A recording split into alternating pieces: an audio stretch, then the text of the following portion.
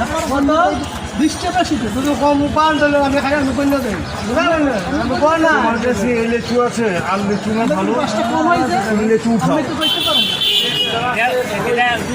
আমার পছন্দ হয়েছে এটা দিয়ে নিলাম আমি এটি পছন্দ হয় নাই আমার এই সাজের লিচুটাকে লিচু কত বেচেন? 450 টাকা শ। 100 দাম 450।